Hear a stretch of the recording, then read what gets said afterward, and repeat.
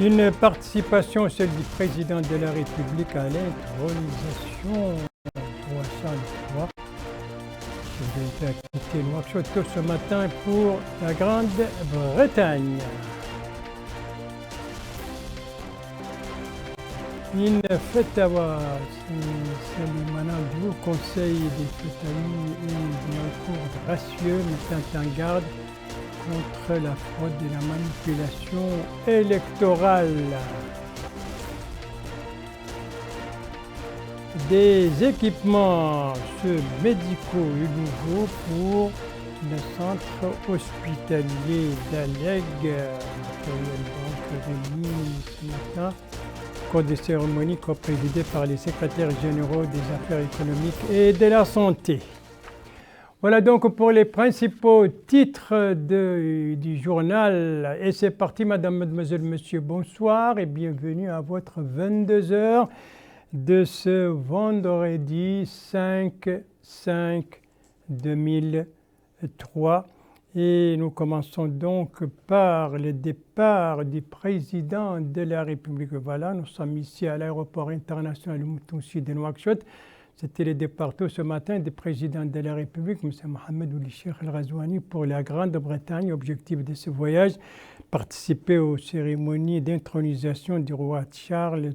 Le chef de l'État avait été salué par le Premier ministre Mohamed Bilal Massoud, par le ministre secrétaire général de la présidence de la République, l'un des ministres conseillers à la présidence de la République, des membres du gouvernement et le chef d'état-major particulier du président de la République, ainsi que le wali de Nouakchott-Ouest et la présidente du conseil régional de Nouakchott. Et la délégation qui accompagne le chef de l'État au cours de ce voyage comprend le directeur des cabinets du président de la République, l'ambassadeur de Mauritanie en Grande-Bretagne et bien entendu le directeur général du protocole d'État.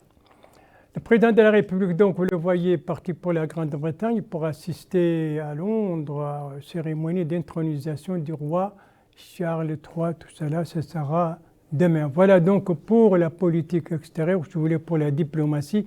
Venons-en maintenant à la politique intérieure avec, pour commencer, les culturels avec cette soirée culturelle et artistique organisée hier soir à Nouakchott.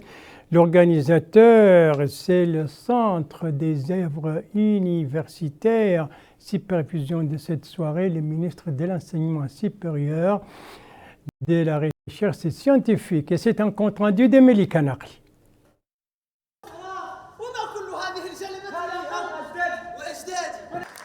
C'est dans une salle archi-comble de l'ancienne maison des jeunes que s'est tenue sous le thème « Tous unis pour une patrie inclusive » cette manifestation culturelle parrainée par le ministre de l'Enseignement supérieur et de la Recherche scientifique. Cette soirée culturelle et artistique est le fruit de la collaboration entre le club de théâtre du Centre national des œuvres universitaires et l'initiative des jeunes pour l'appui aux choix nationaux. Dans son discours d'ouverture, le ministre de l'Enseignement supérieur et de la Recherche scientifique, M. Mohamed Lamine Oulaboy Ould Cheikh El Hadrami, a déclaré que les exposés présentés ont démontré la capacité des étudiants à l'innovation, à la production poétique et aux prestations théâtrales. Il a souligné que ces démonstrations l'ont rassuré sur l'attachement à l'unité nationale et à la cohésion sociale, ainsi que sa satisfaction quant à l'avenir de la Mauritanie qui met en œuvre le projet social du président de la République, M. Mohamed Ould Cheikh El Ghazouani, projet qui vise à bâtir un pays fort, prospère, où prédomine la fraternité, l'unité et l'appartenance à une seule patrie. Le ministre a précisé que les sketchs ont matérialisé les discours du président de la République, Awadan Etichit, ainsi que l'appel de Djawel, qui incarne l'unité de la Mauritanie et l'équité conformément à l'application de la politique du gouvernement. De son côté, le directeur du Centre national des services universitaires, M. Mohamed Radi Ould Sadvna, a rappelé l'importance du théâtre et le rôle qu'il joue dans la prospérité des nations, soulignant l'intérêt de ce rôle dans la promotion de la culture, du social et du dialogue entre les citoyens, en plus de la présentation des problèmes sociaux et la recherche de leurs solutions. Il a rappelé que l'organisation de cette soirée s'inscrit dans le cadre des préoccupations du président de la République visant à renforcer l'unité nationale, la fraternité et la solidarité entre les composantes de la société mauritanienne. Au cours de cette soirée culturelle et artistique, les participants ont eu droit à des chants, des exposés et de multiples participations culturelles qui traitent des questions de l'unité nationale, tout comme cela a été l'occasion de procéder à la signature de l'appel de Djewel, dont la portée a été soulignée par des intervenants.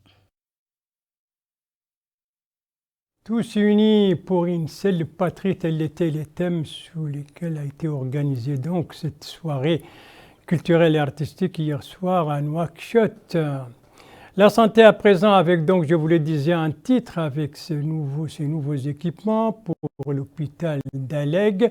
Ces nouveaux équipements ont été remis donc ce matin, c'était au cours d'une cérémonie co-présidée par les secrétaires généraux du ministère des Affaires économiques et de la promotion des secteurs productifs, ainsi que celui de la santé, cérémonie qui s'est déroulée ce matin à Alleg. De quoi est composé ce lot de matériel médical et d'où vient-il?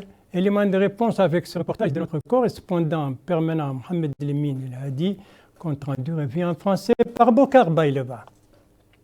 Ce lot de matériel médical est offert au centre hospitalier d'Alleg par le projet Suède, autonomisation des femmes et dividendes démographiques au Sahel. L'objectif est de renforcer le système de santé et soutenir les capacités de santé à prendre en charge les mères et enfants. En d'autres termes, il permettra de rapprocher les services des citoyens. Et à cette occasion, le secrétaire général du ministère des Affaires économiques et de la promotion des secteurs productifs, Yacoub Ahmed Aïcha, a souligné l'importance de ce don de matériel et l'impact positif qu'il aura dans les structures sanitaires bénéficiaires. Il a rappelé l'appui constant du projet Suède à notre pays. À son tour, le secrétaire général du ministère de la Santé, Mohamed Lemine Mohamed El Haj, a mis en exergue le partenariat fructueux entre notre pays et le projet Suède. Et il a loué ce partenariat. Le maire de la commune d'Alleg a loué cet appui constant et il a souligné l'impact qu'aura le lot de matériel médical dans le système de santé local. A noter que d'autres wilayas bénéficient aussi d'un lot de matériel médical. Il s'agit des deux Hod, Asaba, Gorgol et Guédimaha. Et ça, c'était donc cette cérémonie de remise de ce nouveau matériel ou de ces nouveaux équipements pour l'hôpital d'Alleg. C'est un don du projet Suède, autrement dit autonomisation des femmes et dividendes démographiques au Sahel. Alors, nous allons nous rendre maintenant dans la wilaya d'Igorgol qui vit actuellement à l'heure donc d'un atelier sur la gestion des connaissances en matière hydrique, en matière agro-hydrique. Organisateur, c'est le Centre national de recherche agricole et de développement en partenariat avec le projet d'appui à l'initiative d'irrigation au Sahel. Précision avec notre correspondant permanent là-bas, Mohamed Mustafa Vabou, compte rendu revient en français par Abdullah Demeba. La salle de réunion de la wilaya de Dakhlet Nouadhibou a abrité cette campagne de plaidoyer pour la promotion des droits politiques de la femme et de sa participation dans le processus démocratique. Présente à la rencontre, la présidente de l'Observatoire national des droits des femmes et des filles, Mahla Mint Ahmed Taleb, a indiqué que plusieurs efforts ont été menés pour contribuer à la promotion de la participation de la femme dans la vie politique, notamment dans ces élections actuelles, indiquant que la promotion des droits de la femme dans les politiques est une nécessité et que le plaidoyer est initié par les hautes autorités du pays, marqué également par l'augmentation du pourcentage de la participation de la femme dans la vie politique. Malgré ces acquis réalisés et les efforts déployés, dira-t-elle, les résultats sont encore en deçà du niveau des aspirations et ambitions de l'Observatoire dans le domaine de l'autonomisation des femmes et des filles dans le domaine de leurs droits politiques, a-t-elle ajouté. lui succédant et en présence des imams, cheikhs de Mahadra, chefs services régionaux et autres personnalités au niveau de la wilaya de Dakhlet Nouadhibou. Le wali de la wilaya de Dakhlet Nouadhibou, Mahi Ould Hamid, a souhaité la bienvenue à la présidente de l'Observatoire et à sa délégation d'accompagnement, indiquant que la femme occupe une place importante dans les politiques et stratégies du gouvernement. En témoigne la participation des femmes dans ces élections générales qui sont législatives, municipales et des conseils régionaux. Et ça, c'était, vous l'avez rectifié de vous-même, ça c'était une activité de l'Observatoire national sur le rôle de la femme et les droits de la femme et de la jeune fille. Et c'était bien entendu un compte-rendu d'Aminata Khan, Abdullah Demeba, que j'ai annoncé tout à l'heure par inadvertance. Eh bien, on va les retrouver. Cette fois, c'est juste, c'est la bonne. Abdullah Demeba va nous parler justement de cet atelier sur donc la gestion multisectorielle en matière agro-hydrique. C'était l'objet d'un atelier organisé hier à Kayedi, la capitale du Gorgol, coup d'envoi donné par le Wali. Et c'était un compte-rendu de notre correspondant permanent là-bas, Mohamed Mustafa Vabou, compte-rendu revue en français par Abdullah Demeba. Et encore une fois, cette fois, c'est la bonne. Cet atelier de lancement des activités de la plateforme de gestion des connaissances multi-acteurs du Gorgol vise à mettre en place les conditions nécessaires pour des solutions innovantes par rapport à l'irrigation. Cette plateforme, qui a été créée le mois d'avril dernier, réunit tous les acteurs du secteur du gouvernement œuvrant dans le domaine du développement et ceux de la société civile. Le wali du Gorgol, Ahmed Naoul Sidiba, a affirmé que la planification des actions et la gestion des connaissances constituent un objectif stratégique du gouvernement au vu de son rôle dans la maîtrise de la production et la réalisation de l'autosuffisance alimentaire, composante de base des actions du gouvernement et du programme Tahoudati du président de la République. Cet atelier est organisé par le Centre national des recherches agricoles et du développement en collaboration avec l'initiative d'irrigation Sahel. Cheikh Ould Ahmed Mokhtar, ingénieur au niveau du Centre national de recherche et de développement agricole, a affirmé que cette plateforme comprend des chercheurs qui s'attellent à voir les voies et moyens afin d'améliorer la production à l'aide de l'irrigation. Le wali du Gorgol s'est pareil rendu dans les différents compartiments du Centre national de recherche agricole et de développement de Kayedi. Voilà, ça y est, c'est donc parti pour les activités de cette plateforme de gestion multisectorielle des connaissances au Gorgol en matière donc agro-hydrique. Merci de suivre les JTF d'El Mauritania. La suite du journal avec la campagne électorale pour les échéances du 13 mai prochain, donc les législatives, les régionales et les communales. Et nous allons commencer cette page électorale par une fatwa qui émane du Haut Conseil des Fataouis et des recours gracieux. Que dit cette fatwa? Élément de réponse avec Mohamed Khattat. Le Haut Conseil de la Fatwa et des recours gracieux de Mauritanie a affirmé à travers sa publication périodique intitulée Qu'ils comprennent la religion qu'organiser des élections frauduleuses en se faisant passer pour une personne ou en votant avec la carte d'électeur d'autrui, en l'empêchant de voter ou en usurpant son identité, en l'empêchant de voter ou en modifiant des résultats après le vote, est quelque chose d'interdit et relève de l'injustice, de la fraude, de parjure et de mensonges sur les gens. Le Haut Conseil de la Fatwa et des recours gracieux a déclaré qu'il faut respecter la volonté du peuple et ne pas la trahir par la manipulation et la fraude. Il a ajouté que des rumeurs circulent faisant état de la remise en question par certains milieux religieux de la légitimité du processus électoral, le considérant comme une violation de la charia et expliquant que l'autorité ou la responsabilité publique appartient à la nation tout entière et qu'il n'y a pas de mal pour la nation de s'inspirer d'autres modalités d'élection pour élire, avec son consentement et son choix, ceux qui seraient en charge de ses affaires. Le Haut Conseil a énuméré les plus importants aspects de la compétition électorale, notamment de s'éloigner des insultes, de la diffamation et d'autres déclarations répréhensibles, d'éviter l'inimitié, de se méfier des mélanges interdits, de l'extravagance, du gaspillage et de l'achat des consciences. Voilà donc pour cette fatwa du Haut Conseil des fataouis et des recours gracieux, donc mettant en garde contre la fraude et la manipulation électorale et appelant à respecter la volonté des électeurs, autrement dit la volonté du peuple.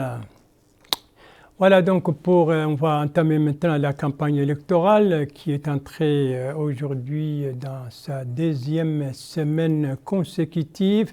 La campagne électorale pour les prochaines échéances donc législatives, régionales et municipales. Quelques chiffres avant d'entamer cette campagne. Vous savez que c'est une campagne où 25 partis politiques sont en lice avec en tout 2071 listes qui donc se disputent les voix de 1 785 035 inscrits répartis entre 4 729 bureaux. Voilà donc pour les chiffres, on va se rendre sur le terrain pour voir un peu l'atmosphère qui prévaut une semaine après le déclenchement de cette campagne électorale. On va le voir à Nouakchott et à l'intérieur du pays. On va commencer par les 3 wilayas de la capitale. Comment se présentent donc les choses là-bas? Quelle est l'ambiance qui règne une semaine après le déclenchement de la campagne? C'est ce que nous dit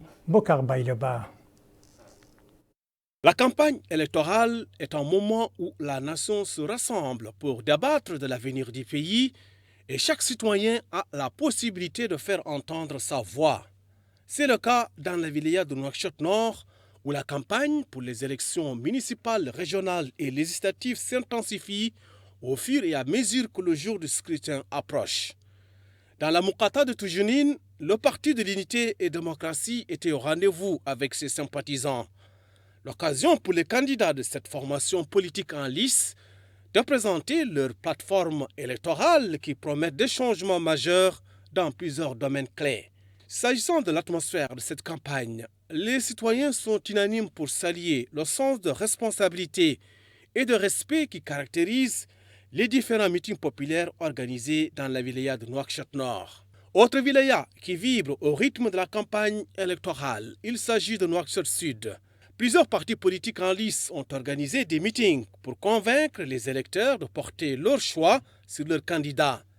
Il s'agit du parti INSAF, du parti ISLA et du parti RFD. Les candidats de ces formations politiques ont décliné leur programme de nature à impulser la Mauritanie sur la voie du progrès et du développement.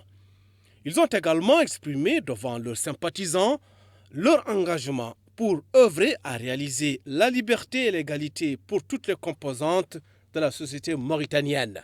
Et le rôle des artistes dans une campagne électorale peut être très important. Leur notoriété et leur influence peuvent aider à véhiculer des messages de paix, de fraternité et de responsabilité. C'est le cas ici dans la wilaya de Nouakchott Ouest. En d'autres termes, la présence des artistes peut attirer un public plus large et contribuer à donner une image positive d'une campagne électorale. D'ailleurs, ils affirment de concert que leur participation dans l'animation durant les meetings est très importante, d'autant plus qu'ils transcendent tous les courants et sensibilités politiques. Si certains artistes ont opté pour des chants, en revanche, d'autres ont jeté leur dévolu sur des sketchs et danses. Tout cela contribue à créer une ambiance conviviale et transmettre des messages de responsabilité et de fair play entre les différents partis politiques en lice. Une ambiance donc caractérisée par la convivialité, mais aussi une animation de plus en plus intense au fur et à mesure que les jours J s'approchent. Eh bien, tout cela est à Nouakchott, dans les 3 wilayas donc de Nouakchott. L'intérieur du pays n'est pas en reste, loin s'en faut. Là aussi, l'ambiance règne, une ambiance qui s'intensifie petit à petit, donc, au fur et à mesure que la campagne avance. C'est ce qu'ont constaté nos bureaux régionaux à l'intérieur du pays. Ils ont constaté donc, par exemple, à Guérou, Kifa, Anasaba, Tintan, au Hod el-Gharbi et à Baskouni, au Hod el-Sharqi. Les informations qui nous ont été communiquées en arabe, les voici retravaillées en français par Abdoulaye Demeba. Le parti Sursaut de la jeunesse a organisé à Basiknou un meeting dans le cadre de cette opération de conquête des suffrages des électeurs de Sénmoukata. Les candidats de ce parti pour la commune et les deux sièges au Parlement et le Conseil régional ont tour à tour pris la parole pour appeler à voter pour leur liste le jour du vote. Le coordinateur de la campagne de ce parti a ainsi mis en avant la politique prônée par cette formation. Le parti Hiwar, qui est aussi candidat pour la commune de Basiknou, a organisé un rassemblement pour appeler les habitants à voter pour leur candidat. Ce rassemblement s'est tenu au niveau du siège de ce parti. La formation politique Sawab a aussi organisé un rassemblement au niveau du QG de campagne de cette liste à Basiknou. Le coordinateur départemental de la liste de Sawab a mis en avant le programme et politique qu'il compte mettre en œuvre une fois élu. Le parti INSAF a aussi tenu un meeting au niveau de l'un des sièges de ce parti qui dispose de candidats pour la commune, le conseil régional et les députés mis en jeu au niveau de Sénmoukata. Au sein du siège principal du parti INSAF au centre de la ville de Basiknou, une soirée artistique a eu lieu en présence du coordinateur régional de la campagne, des responsables et candidats qui se sont exprimés. Ils ont tour à tour demandé aux habitants de plébisciter les différentes listes du parti INSAF. Ils ont aussi fait part de la nécessité de mobiliser les électeurs.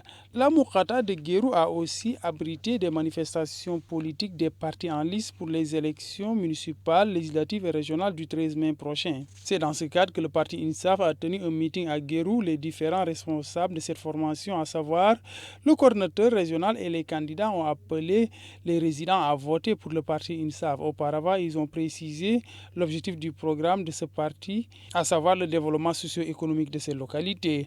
Le parti de l'Unité pour la construction a aussi organisé un rassemblement politique dans le cadre de cette campagne, ce au niveau du quartier Sagatar de la ville de Kifa.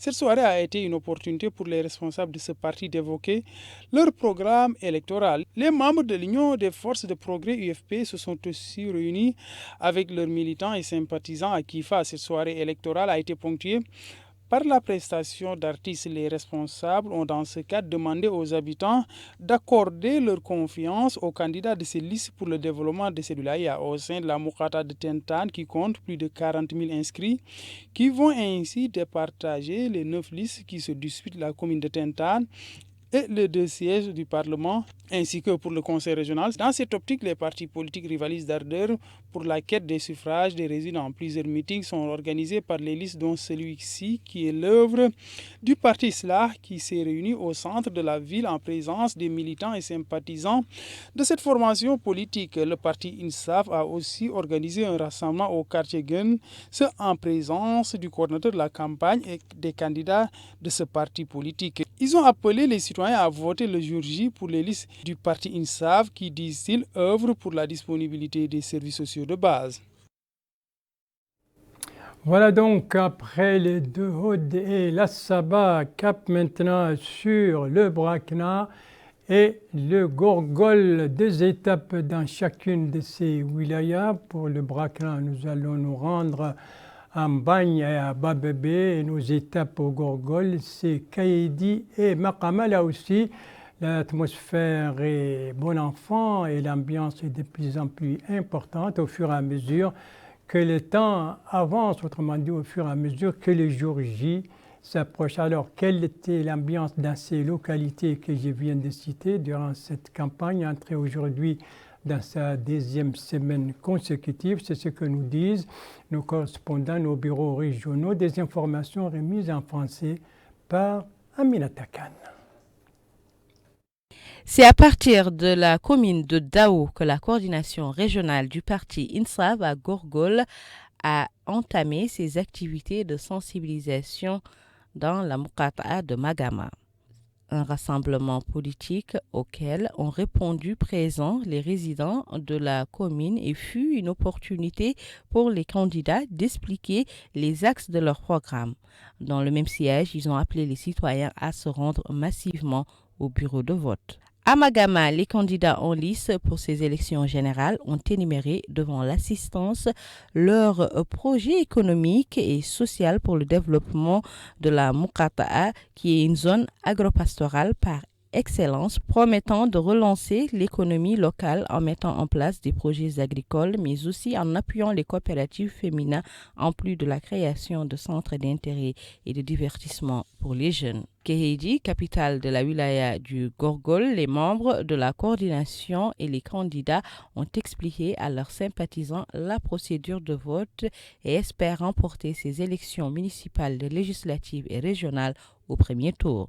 Sur la place de l'aéroport, le Rassemblement national pour la réforme et le développement Tawassoul a tenu un meeting populaire rehaussé par la présence du président du parti. Les candidats ont invité les habitants de la ville à voter pour un changement constructif. À notre micro, ces citoyens ont indiqué que l'atmosphère de la campagne est bon enfant et qu'aucun problème n'a été signalé dans la ville de Kéhédi depuis le démarrage de la campagne électorale la semaine dernière.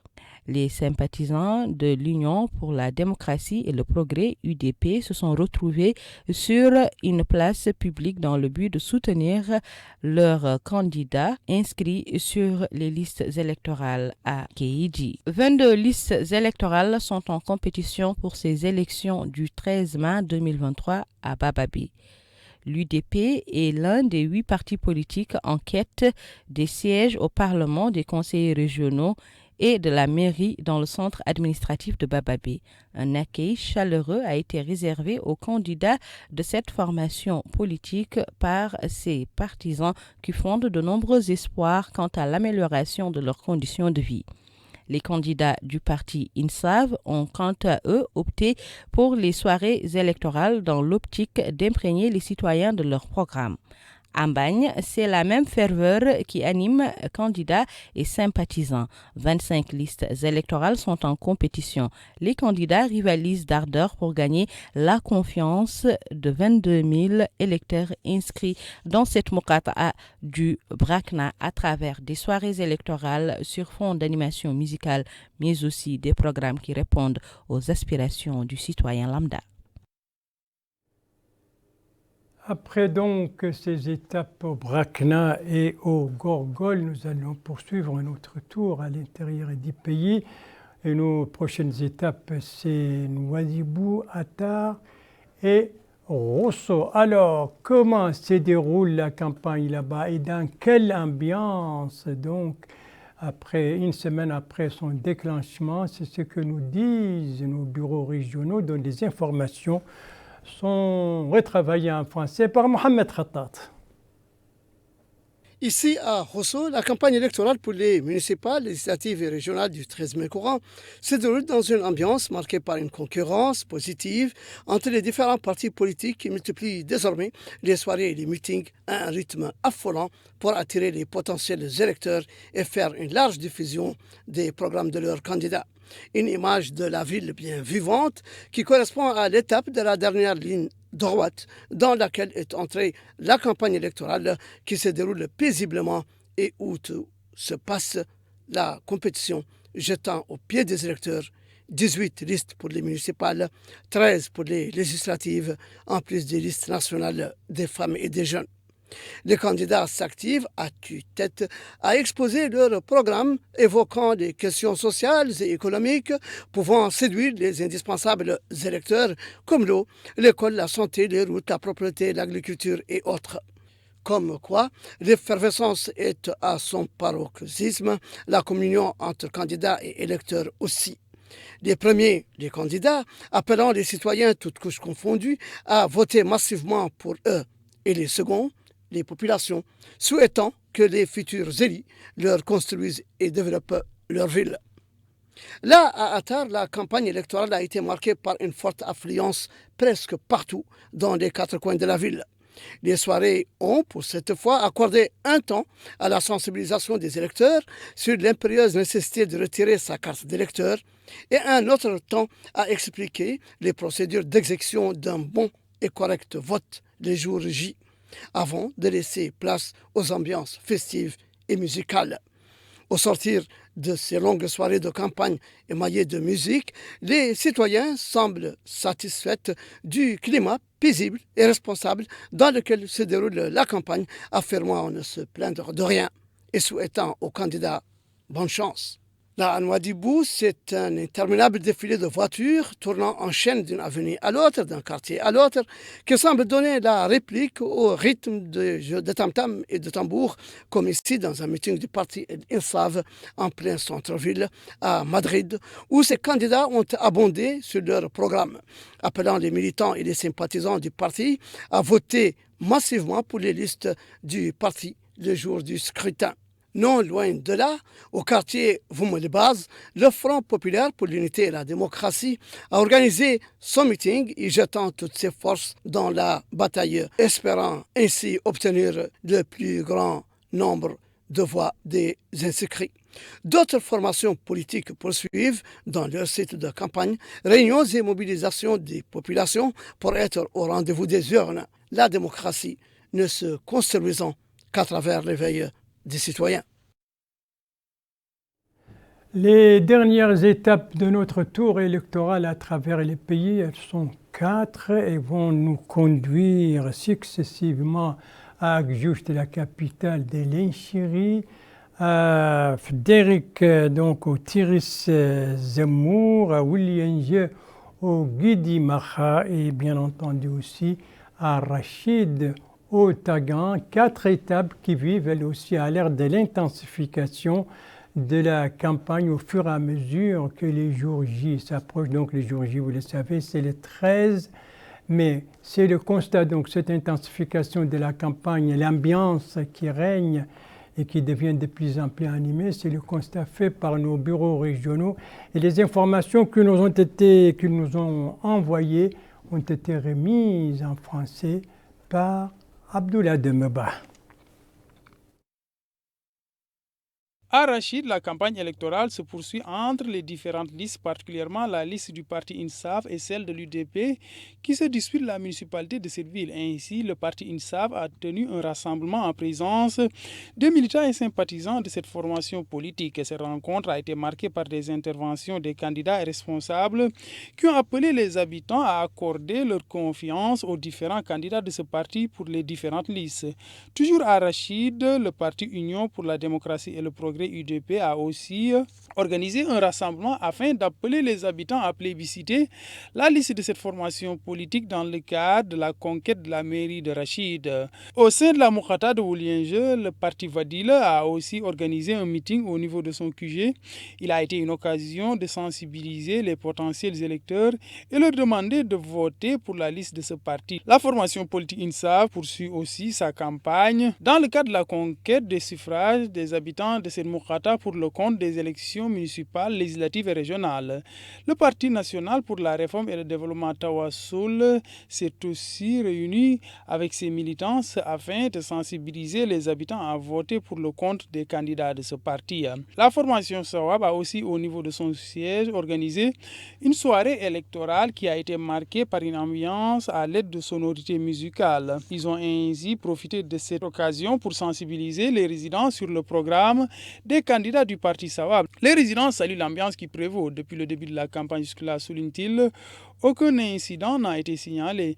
Chaque candidat, affirme-t-il, mène sa campagne comme il se doit. Ils ont enfin demandé aux candidats d'œuvrer au profit de la commune. À Frédéric, le parti INSAF a organisé un meeting auquel ont pris part le coordinateur régional de la campagne de la Wilaya, le vice-président du parti INSAF et les candidats de cette formation au sein de ces régions. Au cours de leurs interventions, ils ont tour à tour appelé les habitants à voter Pour les candidats du parti INSAV, l'objectif, disent-ils, du programme de cette formation est le développement de ces wilayas au profit des habitants de ces localités. Le parti RIBAD a aussi, au cours de cette soirée électorale, à Frédéric demandé aux habitants de ces localités à faire confiance aux candidats de ce parti. Cette soirée s'est tenue en présence des responsables et candidats de ce parti dont l'objectif, indique-t-il, est la disponibilité des services sociaux de base pour les habitants. À Agjuch, les différentes listes poursuivent leur pêche aux voix des résidents qui se rendent à la tombée de la nuit au niveau des tentes érigées par les sympathisants ou au sein des QG de campagne des différents candidats. Cet habitant salue l'atmosphère qui caractérise cette campagne. Il a en outre précisé que des soirées électorales sont organisées tous les jours. Au niveau de cette tente, ces résidentes précisent qu'au cours de ces soirées électorales, les habitants viennent assister à ces rassemblements autour d'un thé qui, précise-t-elle, est partie intégrante du patrimoine culturel national. Voilà, et c'est à Agjuch, donc notre dernière étape de notre tour électoral qui nous a conduit dans les différentes wilayas, à commencer par Nouakchott. Donc c'est à Agjuch que s'achève ce journal. Merci à vous, Madame, Mademoiselle, Monsieur, de l'avoir suivi. Merci bien entendu aux équipes rédactionnelles et techniques qui ont participé à sa conception. Je vous en rappelle les principales informations. Ici, nous sommes à l'aéroport international de Nouakchott-Mbuntoussi. C'était tôt ce matin le départ du président de la République pour la Grande-Bretagne, où il va assister aux cérémonies marquant l'intronisation du roi Charles III. Ici, c'est une fatwa du Haut Conseil des fataouis et des recours gracieux mettant en garde contre la fraude et la manipulation électorale et appelant à respecter la volonté des électeurs. Et ici, nous sommes à Alleg, la capitale d'Ibrakna, avec ce nouveau matériel médical remis pour le centre hospitalier de Nouakchott. C'était lors d'une cérémonie présidée par les secrétaires généraux du ministère des Affaires économiques et son collègue de la Santé. Voilà, il ne me reste plus qu'à vous souhaiter une très bonne fin de soirée, une très bonne fin de semaine et à vous donner rendez-vous, Inch'Allah, demain à la même heure, 22h. Bonsoir.